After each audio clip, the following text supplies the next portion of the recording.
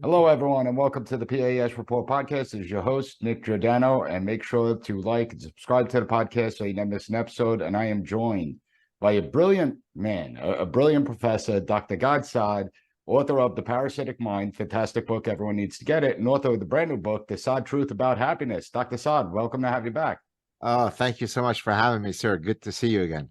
It's always a pleasure talking to you. And for the first question I have to ask has your dear leader ordered all Canadians to put pictures of him in his home in order to achieve happiness? Has that happened yet? Indeed, you can't have sex, conjugal visits with your wife or husband if there is no picture of him confirming that it's okay for you to have sex. So yes, that is true. Okay, I just wanted to get that out of the way because I think that's so important. But even more important, I want to talk to you about this idea of happiness, especially as a college professor. In my classroom, even before COVID, I noticed a noticeable shift amongst the student body that they were suffering from a lot of mental health issues, depression, anxiety through the roof. And then you factor in the response to COVID, the draconian authoritarian response to COVID, and it's off the charts now. What do you think is going on, and why isn't the Western approach actually working? Why isn't the approach we have been taking working? Specifically relating to COVID? No, for just the college students, the younger generations. Right. Look, we are a social species. There is an amazing longitudinal study out of Harvard for the past 80 plus years that seeks to try to understand what are the key operative factors that explain, well-being, mental health, physical health.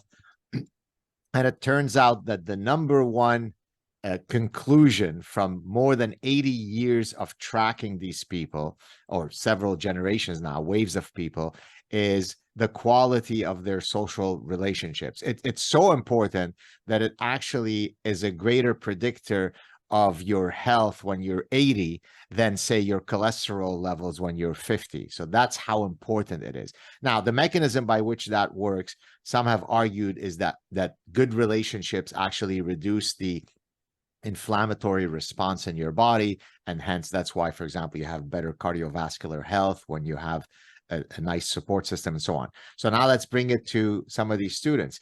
If these students are spending 2, 3, 4, 5 hours a day glued to their proverbial cell phones, and believe me, I understand how difficult that drug is, because I've got children who are 11 and 14, and I think it's easier to get a crystal meth addict to stop smoking than it is to extricate them from their cell phones.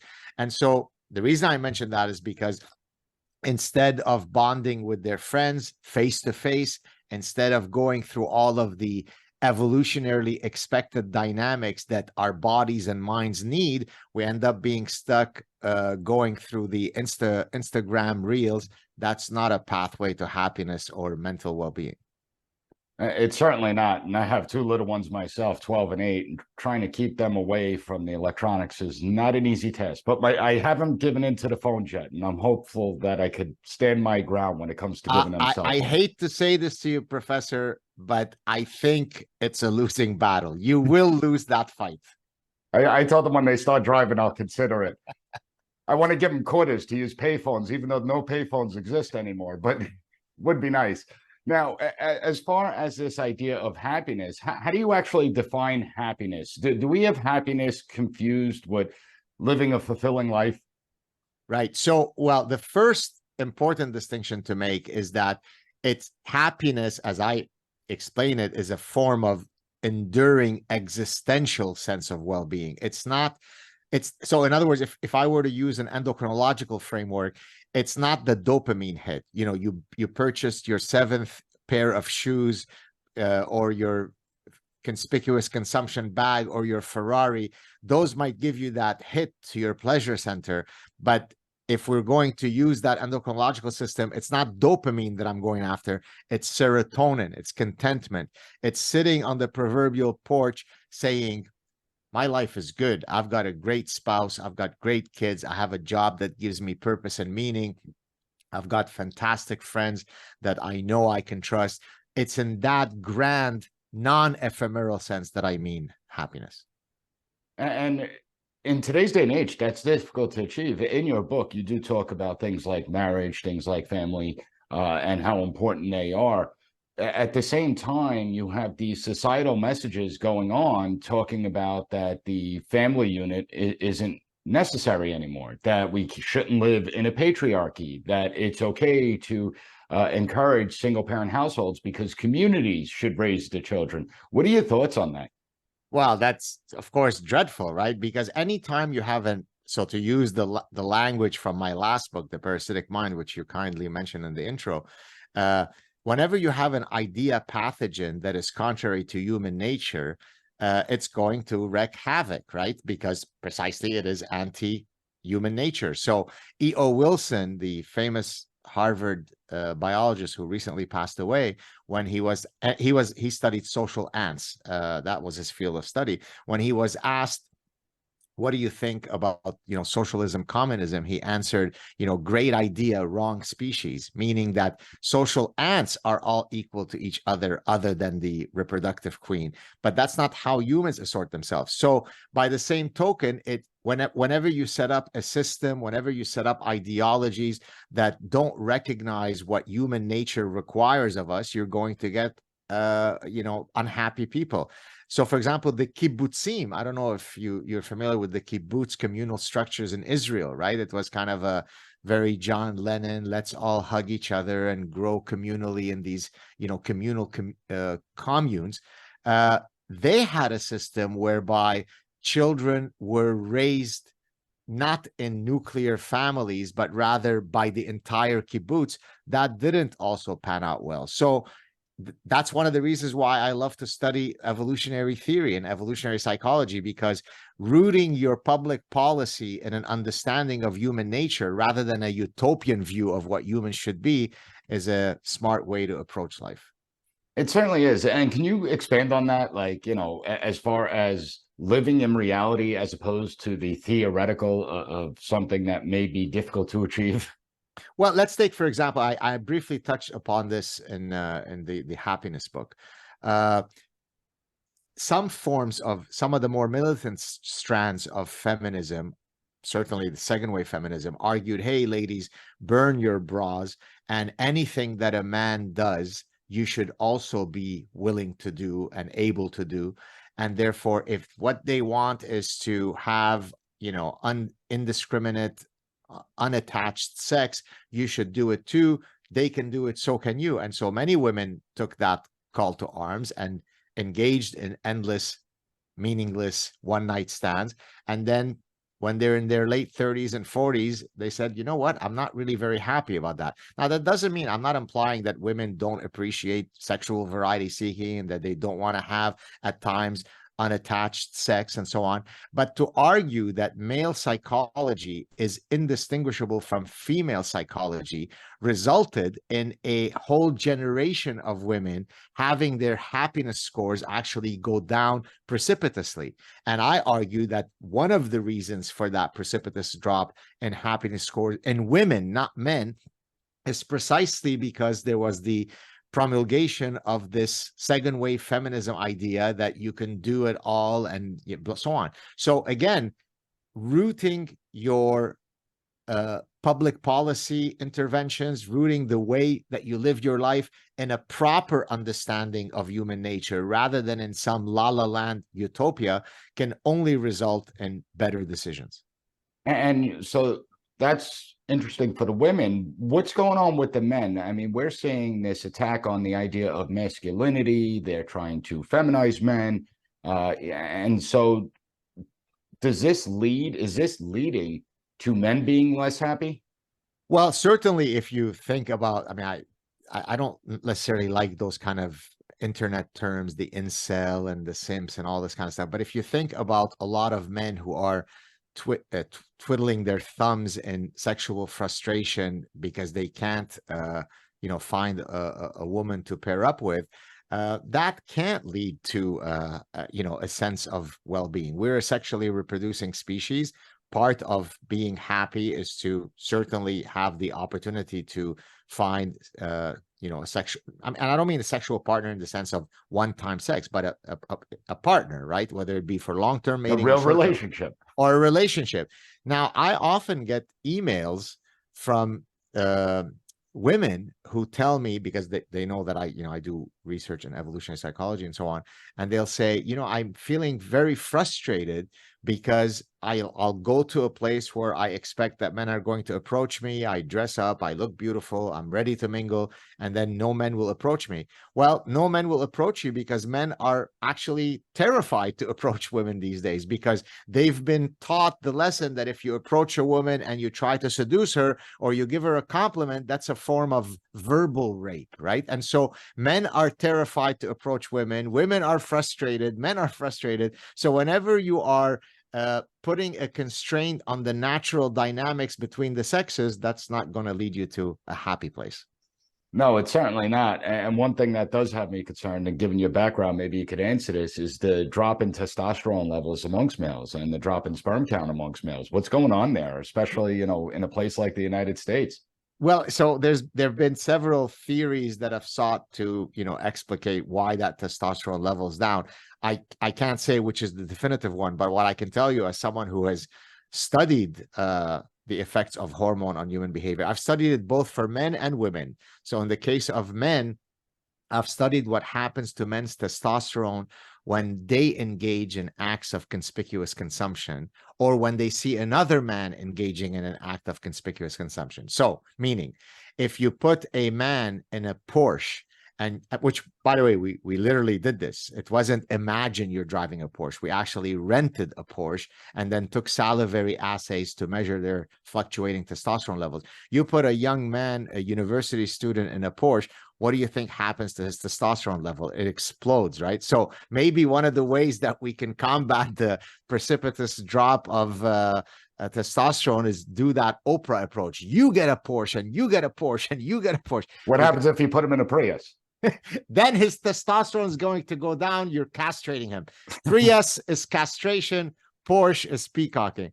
I've also studied the hormonal effects on women by looking at the effects of the menstrual cycle on women's consumatory behaviors, specifically their food behaviors and their beautification practices. So, for example, when women are most likely to engage in sexual signaling, wear high heels, put on makeup, be scantily clad, when they are in the ovulatory phase of their menstrual cycles. Well, you guys listen up out there. He's giving you the signals to look for.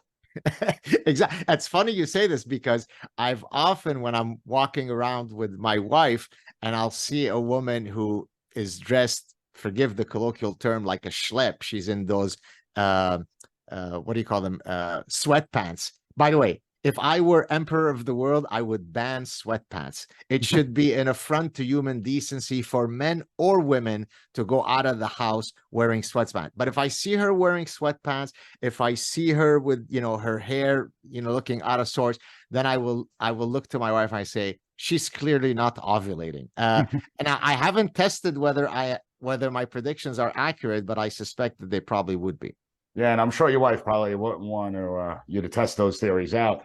Probably not. So now, what happens when men menstruate? Because in this day and age, we're told that men can breastfeed, men can menstruate, and so does anything happen there, or is it just part of their? Well, I'm surprised, because you probably know, depending on the day, I've self-identified at times as a woman. My biological female wife self-identifies as a man. So on those days when I'm a man, we're actually in a same-sex marriage, and so I get more victimology score.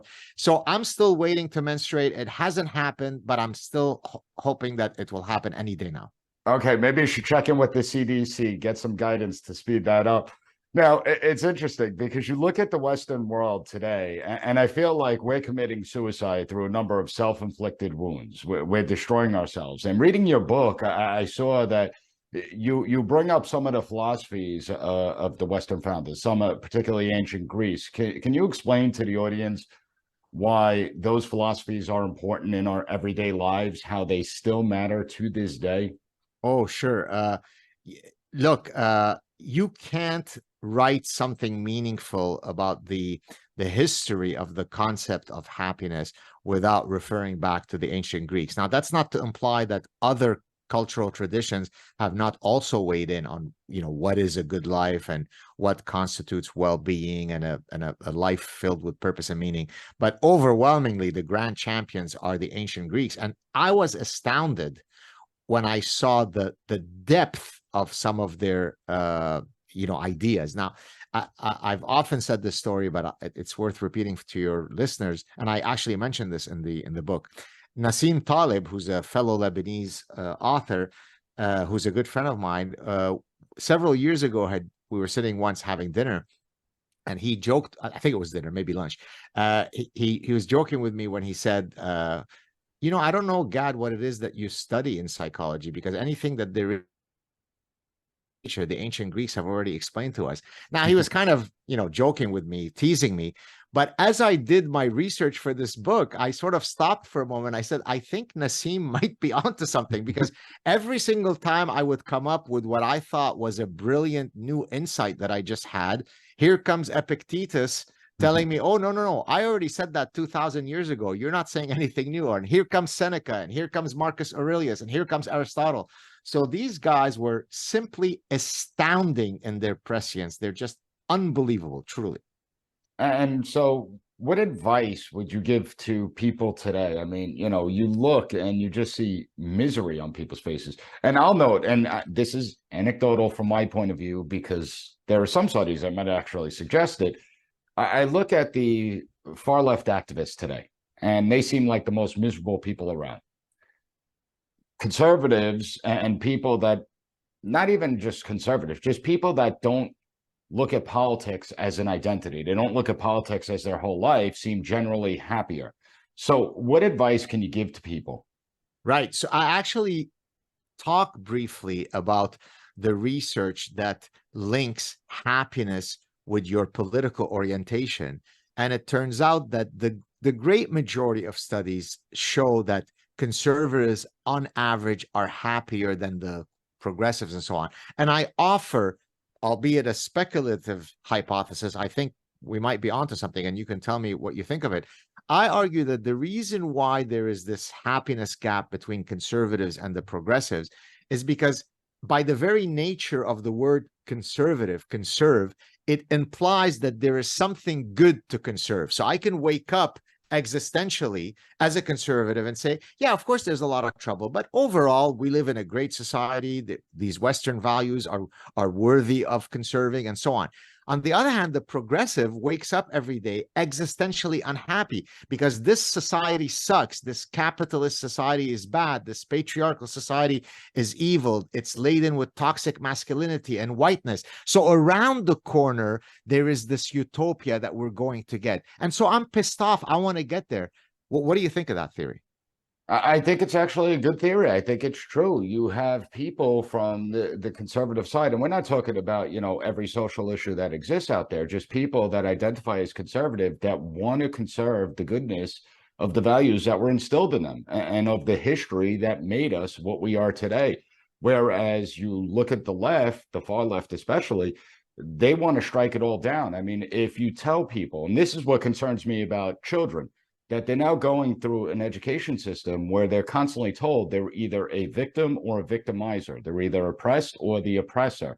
And so when you're constantly told that the entire basis of your being is the color of your skin, I can't imagine that's going to lead to happiness. Exactly. Instead, why don't you find a good spouse? Why don't you find a job that allows you to instantiate your creative impulse? Why don't you immerse yourself in play? Why don't you make decisions that hopefully at the end of your life, you don't look back regretting things? I just gave the key punchlines of several of the chapters. There are so many clear mindsets that we can adopt and decisions that we can make that improve the likelihood of us summiting Mount Happiness. And so rather than miring yourself all day in negativity, smile, be happy, joke around. Life is truly majestic. And in your book, you talk about that if you put on smiles, even if internally you might not be that happy, if you smile and laugh, that changes the mindset. Oh, absolutely. And that's one of the reasons why I use satire, sarcasm, and humor. And I've got all these different skits that I do on my show where I don a pink wig to pretend I'm a woke person and I self-flagellate. Well, I do it in part because it's a very persuasive strategy. When you mock the stupidity of someone, there's no better way to demonstrate how silly it is. But I also do it because it's a self-protective mechanism, right? Because when you're constantly being exposed to all this nonsense, the only way that I could go on is to just have fun with it. And so I do it. And you should do it. So I have to tell everyone out there, I mean, your social media feeds are probably some of the most enjoyable, funny that you could possibly read. Are you shocked at the amount of people that cannot understand what sarcasm is in this day and age? Just yesterday, I think it was maybe PragerU. I can't remember what it was. Someone said, when you see this, what do you see? And it was a picture of, the lady, Rachel Levine, the lady who fathered two The Lady boys. Admiral, yes. The Admiral, the lady, first female, right? And so someone had written, what do you see here? Or describe this person in one word. And so I wrote woman, right? If you see the kind of vitriol I got from people, you're a moron, you're a professor, I'll never say you about whatever.